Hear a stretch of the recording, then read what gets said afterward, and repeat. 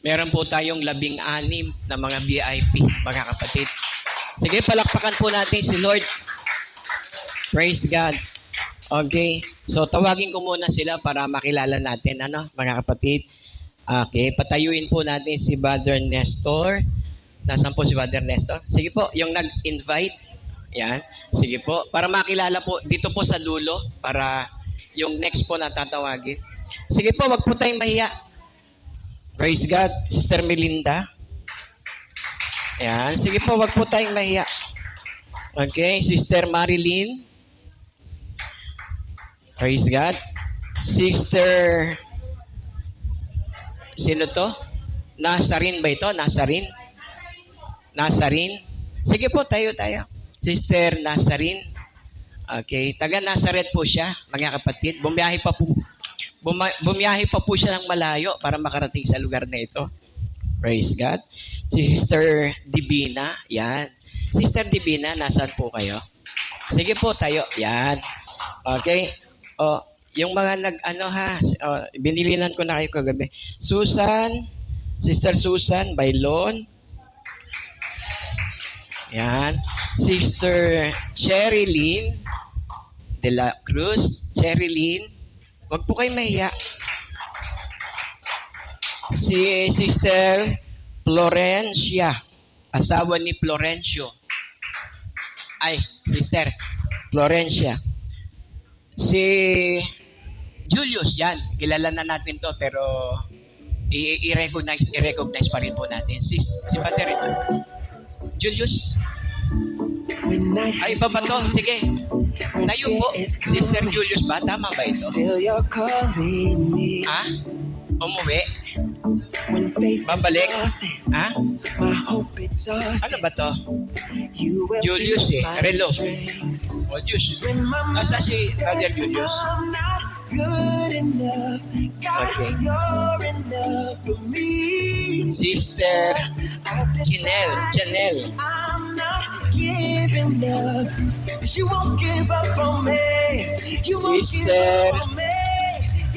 Melinda. Sister Melinda. Sister Marilyn. Ay, ito na, nabanggit ko na. Okay, Sister Leonora. Meron ba akong hindi nabanggit? O, sige, patayuin na lang natin sila para hindi matagal. Sige po. Yan. Palakpakan po natin si Lord. Pwede bang picture? Yan, picture para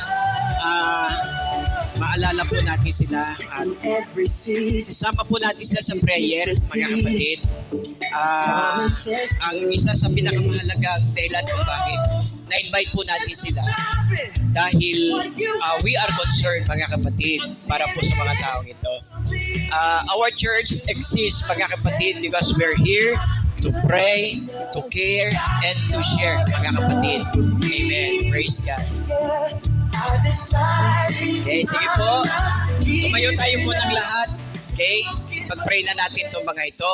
Although mamaya sa altar calling, mga kapatid, ay ipag-pray pa rin po natin sila. Taas natin ang ating mga kamay. Panginoon, maraming salamat po sa opportunity na nakapiling namin ang mga taong ito. Alam po namin, hindi po ito aksidente na nakarating sa lugar na ito, Panginoon, kundi ito ay niloob mo para sila po ay makapakinig ng iyong salita. Dalangin ko po, O Diyos, na nawang mensahe po na kanilang maririnig ay magbigay po ng bukas na pintuan para sila ay makapasok, Panginoon, sa layunin ng buhay na ninanais mo na maunawaan po nila. Ikaw po ang siyang mahayag sa kanila at nawa anuman ang mga pangangailangan ng mga taong ito. Lord, we pray na nawa kumilos ka sa kanilang buhay at maipakilala mo sa kanila na mahal mo sila. Hallelujah. At pinagmamalasakitan mo po sila. Marami pong salamat. Ang lahat ng ito'y aming dalangin sa pangalan ni Jesus. Hallelujah. Praise God. Lahat ay magsabi ng Amen. Okay. Sabihin nga po natin, God bless our VIPs. Okay. Ano ibig sabihin ng VIPs? Very important person. Hindi lang yun. Very important pansinin. Sige po, makakaupo na po tayo. Iatid na po natin sila sa kanilang mga upuan. Praise God. Okay, pakiano mo na. Praise God. May nakikita kayo? Okay. Sige po, icebreaker muna tayo. Brother Marwin, sa palagay mo, ano kaya ang ginagawa ng babaeng to sa salamin?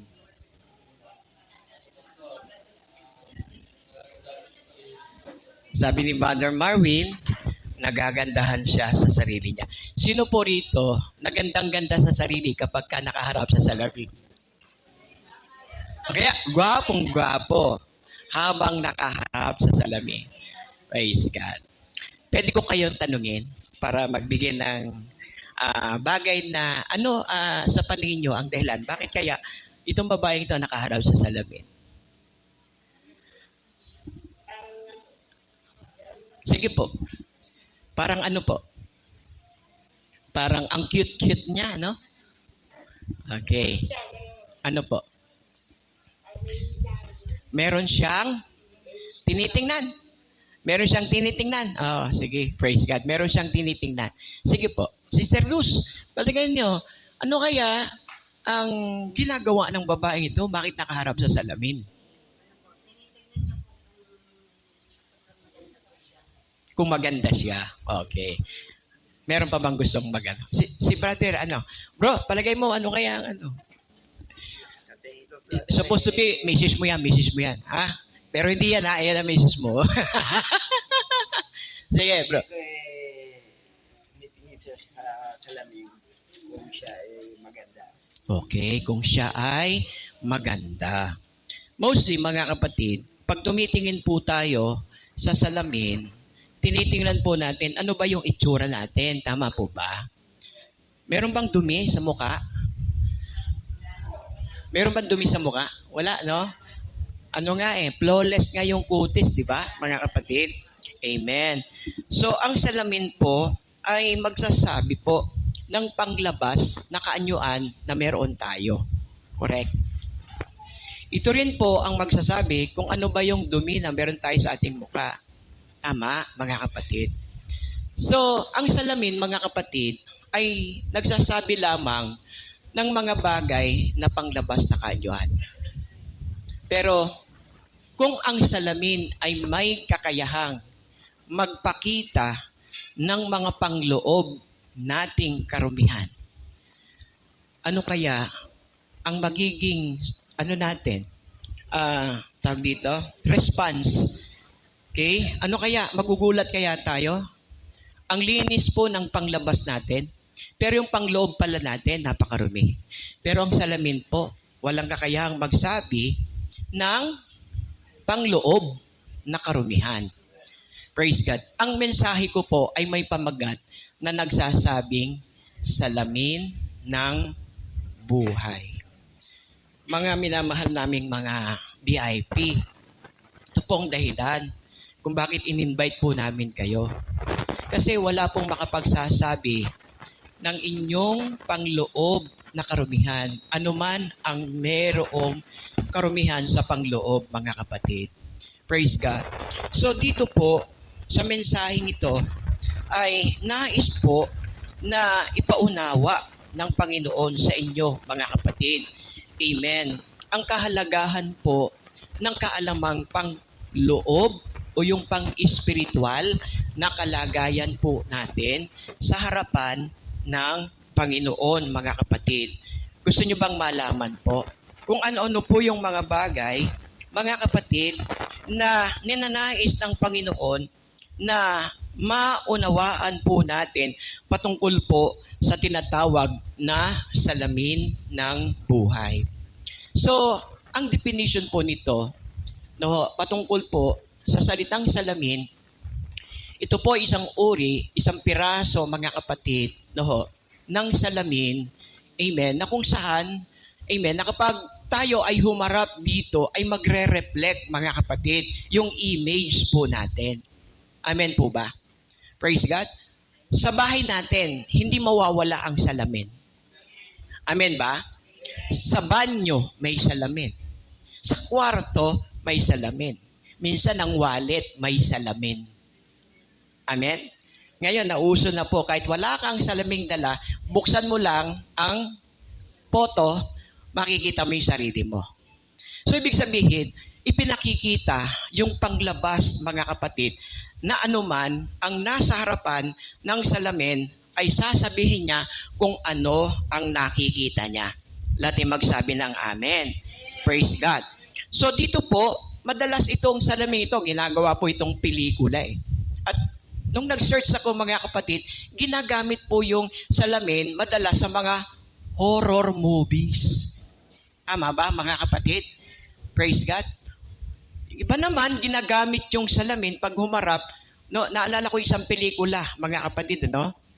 Siguro 80s to o 90s. Yung isang babae na pangit, pero nung nakabili siya ng isang antique, no, na salamin, mga kapatid, no, yung pangit niyang itsura, pag humaharap siya doon, mga kapatid, nababago, gumaganda siya. Siguro, kanina yung nakita nating babae, baka pangit yun eh. Nung humarap sa salamin, no, tingnan niyo mga kapatid, minsan sinasabi natin, ito yung totoong salamin eh. Sabi nila, pangit ako, pero ba't itong nabili kong salamin, ang ganda-ganda ko, ang pogi-pogi ko. Ito hindi nagsasabi mga kapatid ng kasinungalingan. Totoong sinasabi nito. Praise God. So, ganun po mga kapatid, hallelujah, ang sinasabi po ng salamin na ito. Pero, nasabi ba ng salamin kung hanggang kailan po tayo mabubuhay? Wala po. Kasi only the Word of God, ang salita lang ng Panginoon, ang magsasalamin ng buhay mo. Next slide tayo. Look at this. Sabi mga kapatid ng Hebreo chapter 9 verse 27, itinakda sa tao ang mamatay na minsan. At pagkatapos na mamatay, may susunod. Anong susunod? Paghuhukom. Pagkatapos nating mamatay, ang sabi, may susunod. Hindi po natatapos ang buhay sa kamatayan. There is life after death. May buhay sa kabila. Amen. At ito po, ang hindi pinaghahandaan ng marami. Ang pinaghahandaan natin yung petsa kung kailan tayo pinanganak. Pero wala pong nagse-celebrate, ay ganito ako mamamatay. Mag-celebrate po tayo. Walang taong nagse-celebrate kasi hindi naman niya alam kung kailan siya mamamatay, mga kapatid. Kaya, itong salita ng Panginoon, mga kapatid, amen, ang siyang magsasabi, amen, kung saan ang buhay ay itinakda na mamamatay. Pero, mga kapatid, mayroon pong susunod dyan. Ang susunod po ay paghuhukom. Praise God. So may mga bagay po tayong makukuhang lesson sa salamin na ito. At ano po yun? Next slide tayo. Praise God. Ang sabi po rito sa Santiago, ito po yung sasalamin sa pangloob na ating kalagayan. Ang sabi ng Biblia, sapagkat kung ang sino man ay tagapakinig ng salita at hindi tagatupad, ay katulad siya ng isang tao na tinitingnan ang talagang mukha saan?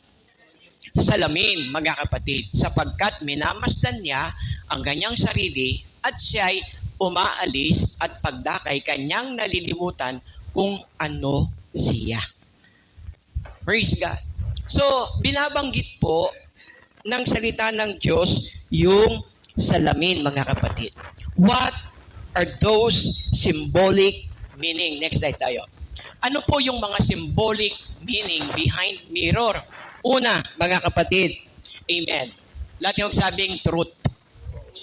Yung pusa, nung humarap sa salamin, pusa pa rin ba siya? O, kahit na anong sabi mo, ang ganda-ganda mo o ang pangit-pangit mo.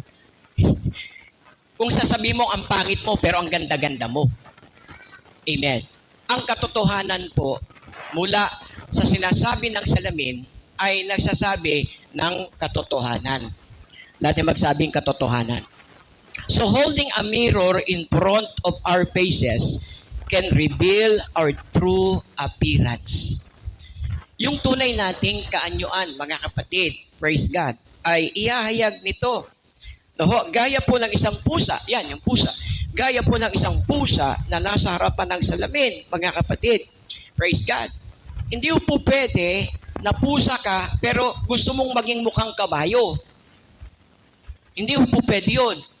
Kung ano yung itsura mo, yun ang magre-reflect, mga kapatid, praise God, sa salamin. Praise the Lord. Everybody say amen. So ano po yung katotohanan dito? Only the Word of God can tell us the truth, mga kapatid. Amen. Kung gusto po natin ng katotohanan, mga kapatid, salita ng Diyos ay naghahayag ng bagay na katotohanan na nararapat po nating maunawaan.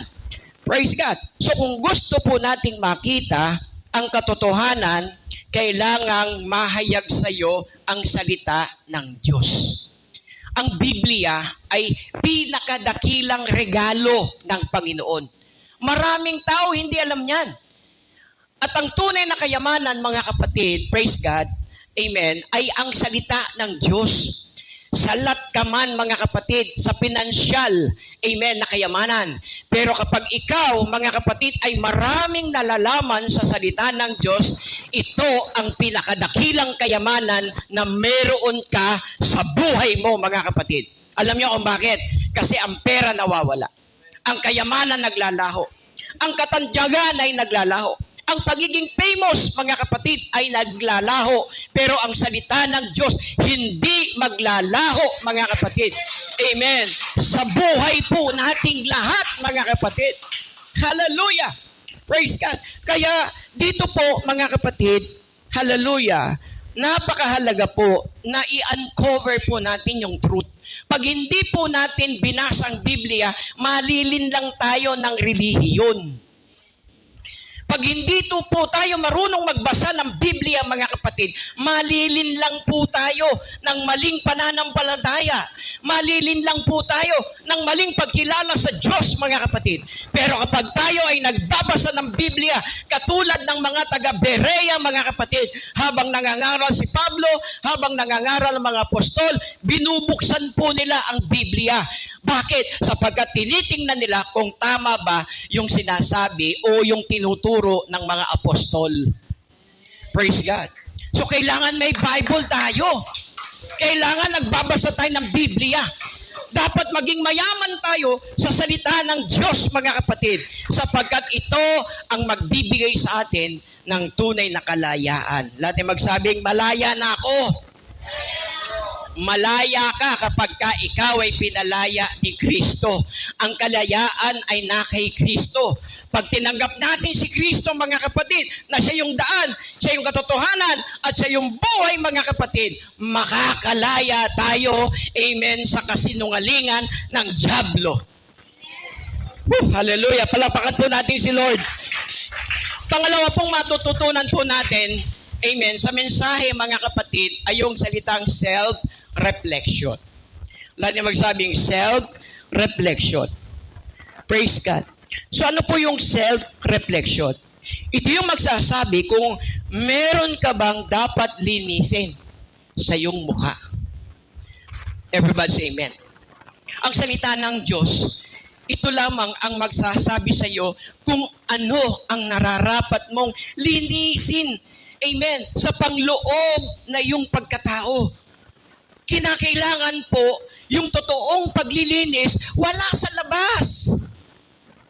Hindi natin ito kayang, amen, paliguan. Yung kasalanan, hindi natin pwedeng hugasan sa pagligo.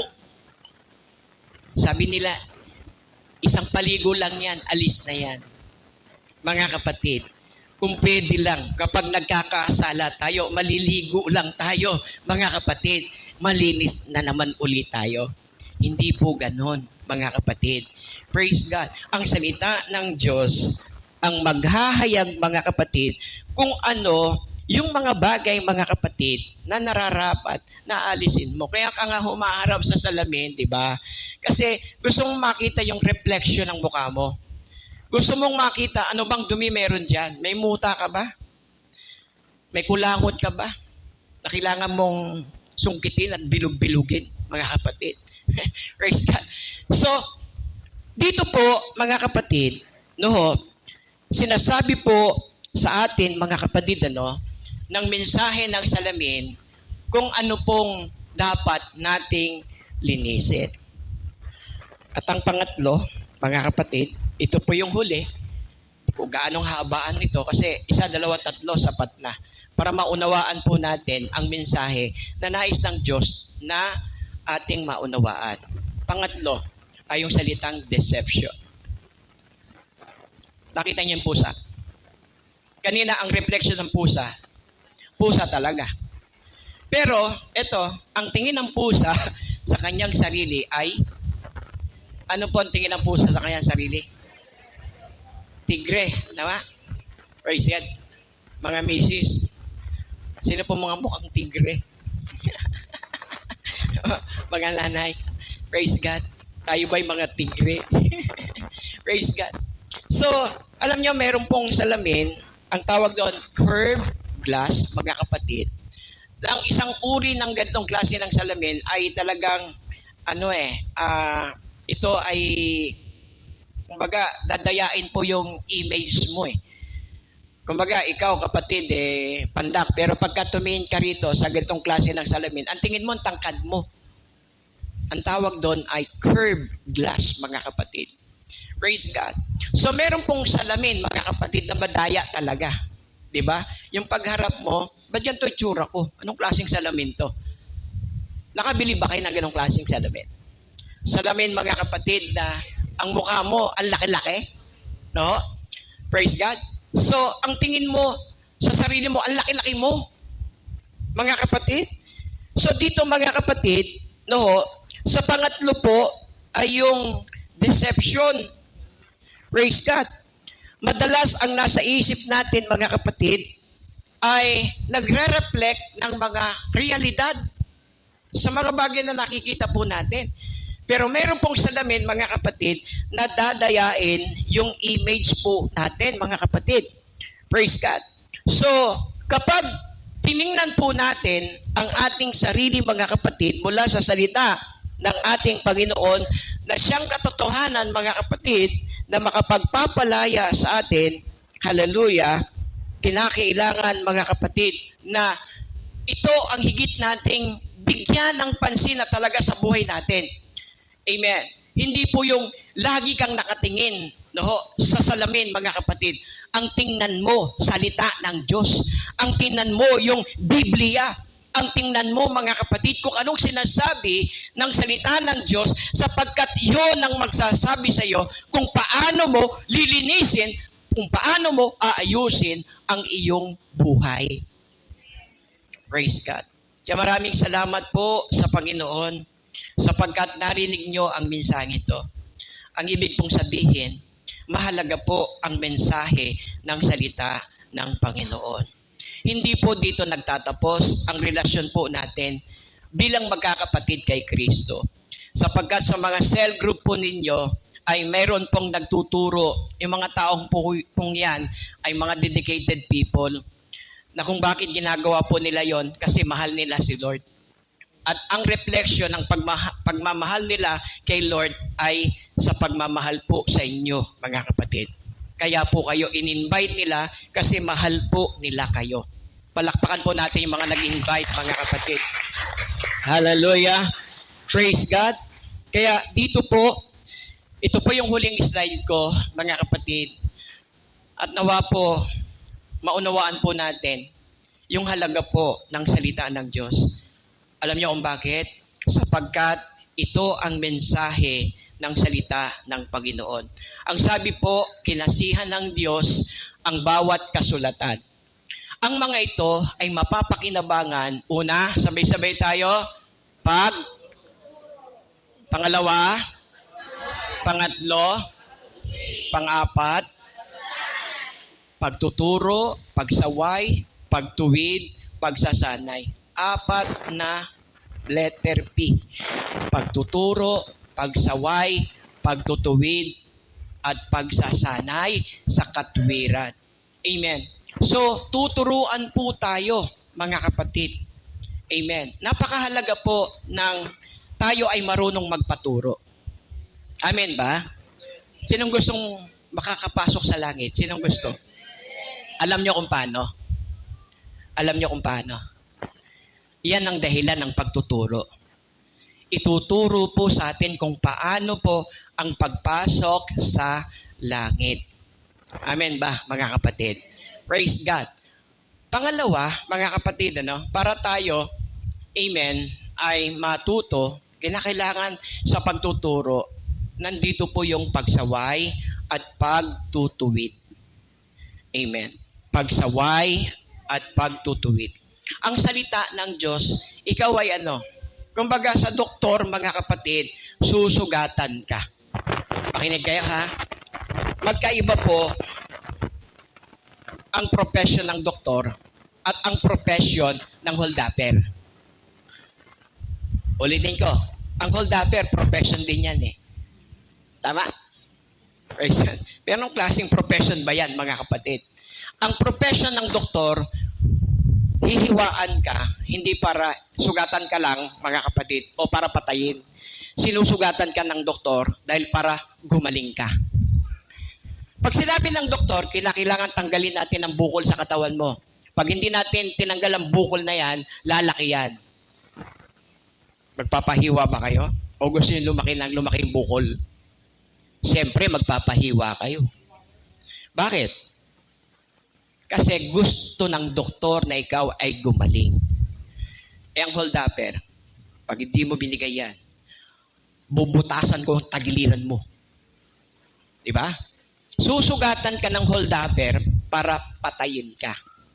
Kapatid, minsan ng Panginoon ay parang doktor. Gusto kanyang sugatan kasi gusto kanyang gumaling. Everybody say amen. Kaya minsan, may mga salita ang Panginoon na nasasaktan tayo. Masakit. Ang salita ng Diyos parang sabi katulad po ng isang tabak na may 2 talim. Mga kapatid, sumusugat talaga ang salita ng Diyos. Pero ang purpose ng sugat na yan ay para tanggalin, amen, anumang cancer, amen, sa iyong kaluluwa na kinakailangang ito ay tanggalin ng Diyos para ikaw ay gumaling sa iyong kasalanan, mga kapatid. Amen. Isusurrender ko ang aking buhay sapagkat gusto kong gumaling. Sinong gustong gumaling? Amen. Sinong gustong gagaling sa kanyang kasalanan? Isuko mo yung sarili mo sa Panginoon, mga kapatid. Praise God. Upang anumang bagay, amen, na aalisin ng Panginoon sa iyo, pagagalingin ka ng Panginoon. Praise God. Pagtutuwid. Pag sinabing pagtutuwid, anumang mga baluktot na katwiran ay itutuwid tayo ng Panginoon. Ang salamin, magsasabi lang sa iyo ng anumang dumi na mayroon ka. Pero meron pong mensahe ang salamin, mga kapatid. Kung sa panglabas na anyo, mga kapatid, may mga karumihan po tayo na nakikita. Yung pangloob na karumihan ay kinakailangan, mga kapatid, na ito ay malinis, mga kapatid. Ang salita ng Diyos ang maglilinis, mga kapatid, sa ating pangloob na karumihan. At salamat sa Panginoon, buti na lang nandito ka. Sabi mo sa katabi mo, buti na lang nandito ka.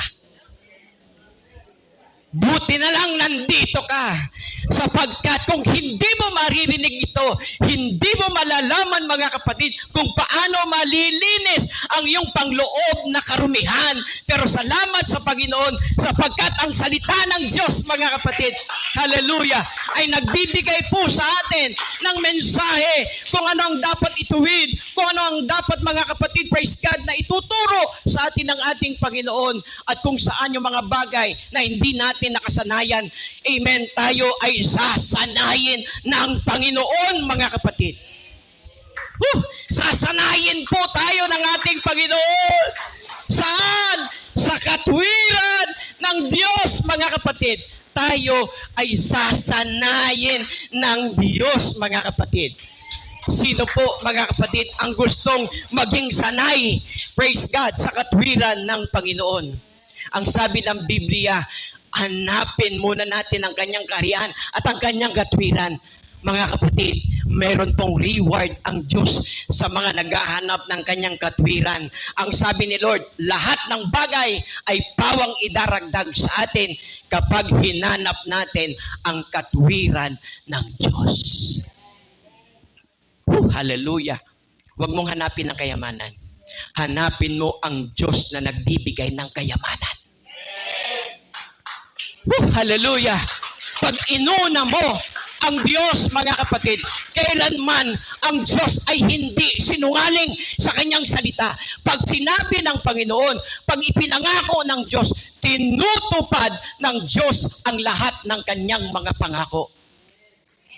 At ito po ang bagay, mga kapatid, na gusto ng Panginoon sa atin para tayo ay maging ganap.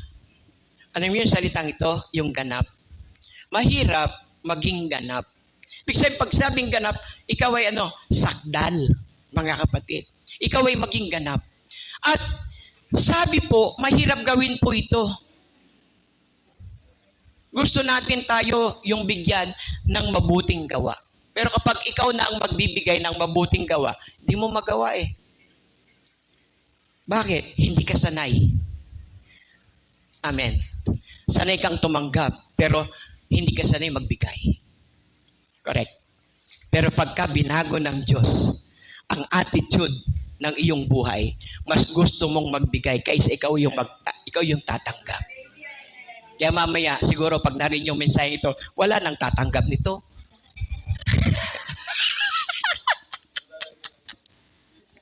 Joke lang.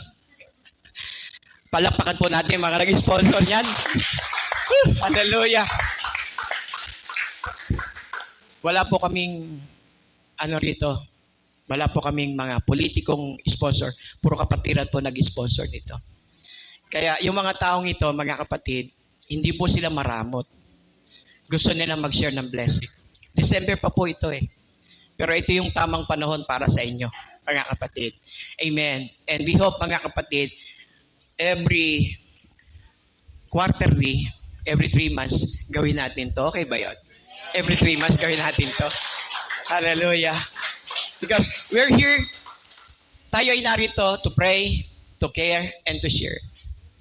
At para mapulfill ang purpose ng Panginoon sa church natin ito, mga kapatid, i-reach out natin ang marami pang tao. Amen. Ipadama po natin sa kanila na ang Diyos ay pag-ibig. Mararamdaman lamang nila na ang Diyos ay pag-ibig pag ipinadama po natin sa kanila na ang Diyos ay pag-ibig. Love is giving. Everybody say, love is giving. Love is forgiving. Amen. So, ito po, mga kapatid, ang magiging resulta ng salamin ng buhay. Tayo ay kanyang uhubugin para sa mga mabubuting gawa. Praise God. Palakpakan po natin ang ating Panginoon. Ngayon, praise God. Sino po sa mga VIP natin, yung mga pangalan na narito, na gustong tanggapin si Jesus? Taas ang kamay. Praise God. Tumayo po tayong lahat. Hallelujah. Hallelujah. Sige po. Pwede natin ganun muna ang bangko, mga kapatid, para medyo lumuwag tayo. Dito. Yung mga kapatid po natin, sige po, kung nasi-CR po sila, bigyan po natin sila ng pagkakataong mag-CR. Okay? Sige po. Harap po kayo sa akin. Sa akin po kayo humarap. Sister, sige po yung mga bisita natin, mga kapatid, dito po kayo humarap sa akin. Yan. Praise God. So, napakabuti ng Diyos. Mula nung ako po ay nakapakinig ng mensahe, alam nyo, katulad nyo rin po ko nung araw. Nakaupo lang po ako dyan. Katulad po ninyo, ako po ay nakapakinig ng mensahe ng salita ng Diyos. At sa akin pong mga napakinggan, para po kong humaharap sa salamin. Kasi nakita ko kung gaano po ako karumi. Nakita ko po kung gaano po ako makasalanan. Pero ito po ang kabutihan ng Diyos. Dahil mahal po ko ng Panginoon, nais po niya natanggapin ko yung inaalok ng Panginoon na kaligtasan. Sa oras pong ito, kung tayo po ay tatanggap sa Panginoon, yung gustong magsuko ng buhay sa Panginoon, pwede nating itaas. No? Ang pagtaas po ng kamay ay simbolo ng pagsuko. Sabi ko po kanina, magkaiba po ang propesyon ng doktor sa holdapper. Ang Panginoon po ay parang doktor. Gusto kanyang operahan. Gusto kanyang linisin. Gustong tanggalin ng Panginoon anuman ang karumihan na nariyan sa iyong buhay. Kung gusto mo ng kapayapaan, kung gusto mo ng buhay na may kagalakan, buhay na may layunin, si Jesus po ay tanggapin po natin. Praise God. Pwede po ba nating ipikit ang ating mga mata? Praise God. At gusto ko po kayong ipag-pray. Sa prayer na ito, tayo mananalangin ng pagsuko ng ating sarili sa harapan ng Diyos. Sabihin po natin, Panginoong Jesus, ako po ay lumalapit sa iyo. Nagsisisi po sa lahat po ng aking mga nagawang pagkakasala. Sa oras na ito, patawarin mo po ko, Panginoon, sa lahat ng aking mga karumihan. Linisin mo po ako sa lahat ng aking mga kasalanan. Tinatanggap kita bilang aking Panginoon at aking tagapagligtas. Sa mga pagkakataong ito, tulungan mo ko, Panginoon, na ako po ay makakalakad sa panibagong takbo ng buhay na may layunin, upang iyong magiging kasangkapan sa mga taong naghahanap ng katotohanan at kapayapaan sa buhay. Tulungan mo po ako mula sa araw na ito. Ikaw na po ang siyang manguna sa buhay na ito. Tulungan mo ko, Panginoon, na ako po ay makapamuhay sa isang bagong buhay na ayon sa iyong katwiran. Maraming salamat po. Napakabuti mo. Sa pangalan ni Jesus, ito po ang aming samot dalangin. Hallelujah. Sa pangalan ni Jesus, Amen. Hallelujah. Sige kapatid, patuloy kang pumikit. Patuloy kang manalangin. Patuloy po tayong dumulog sa Panginoon. Hallelujah. Ano man ang problema mo, may pinagdadaanan ka mang mabigat na suliranin. Bakit hindi mo siya kilalanin? Bakit hindi mo ibigay sa Panginoon ang problema mo? Kapatid, nasasalamin ng Panginoon kung ano ang pangloob na iyong kalagayan. Maaring masaya ka sa panglabas. Maaring masaya ka, pero yung pangloob mo, napakalungkot. Kapatid, si Kristo ang kailangan mo. Siya ang mag-aayos ng buhay mo. Siya ang magbibigay ng katugunan sa anumang iyong pangangailangan. Kung may suliranin ka, kapatid, si Kristo po ay narito. At ang lahat ng iyong suliranin, kung iyong isusuko sa Kanya, ito ay Kanyang lulutasin. Hallelujah. Lord, hipuin mo ang mga taong ito, Panginoon. Alam po naming mahal mo po sila. Alam po namin, Panginoon, na hindi ka nagbabago sa kanila. Kung paano mo kami inibig, kung paano mo kami minahal, ay gayon din po ang pagmamahal mo sa mga taong ito. Panginoon, hindi ko alam, baka meron dito, Panginoon. Mayroon pong pangloob na suliranin. Baka meron dito, Panginoon, may mga kabiguan sa buhay. Baka meron dito, Panginoon, alipin ng masamang bisyo at gustong magbago na, Panginoon. Lord, alam ko tutulungan mong taong ito. Tutulungan mo siyang makalaya, Panginoon, sa masamang bisyo, Panginoon, na umaalipin sa Kanya. Hallelujah. At Ikaw, O Diyos, ay patuloy na mahayag sa buhay ng mga taong ito sapagkat mahal mo ang mga taong ito, Panginoon. Mahal mo sila, Panginoon. Hallelujah. Lord God, let your Spirit, Lord God, hallelujah, Ikaw po ang siyang humipong sa mga buhay ng mga taong ito. Dalangin ko po na ang iyong salita ay tumimo sa kanilang puso at isipan upang magsisilbi po itong paalala lagi, Panginoon. Hallelujah. Upang patuloy po nilang masundan ang iyong kalooban at magawa nila ang iyong kalooban sa kanilang buhay. Maraming salamat po, Panginoon. Maraming salamat po. Alam kong mga anghel sa langit ay nagkakatuwan sapagkat dahil sa mga kaluluwang ito na nagsusuko ng kanilang buhay sa iyo, Panginoon.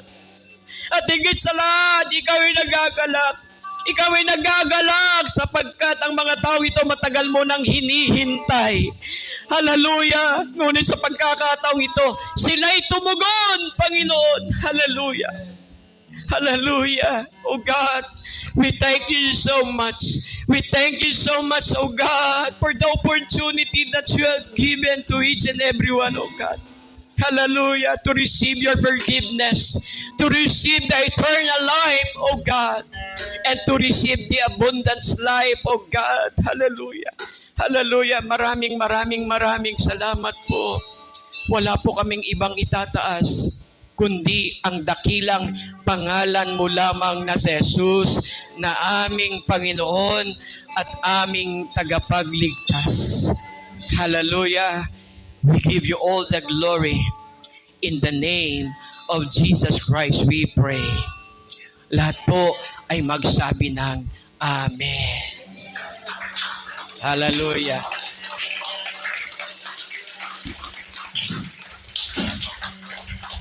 Nagagalak po ako. Alam ko po na sincere po ang inyong paglapit sa Panginoon. Sapagkat kung hindi po natin mararamdaman ang presensya ng Diyos para lang tayong umattend ng isang social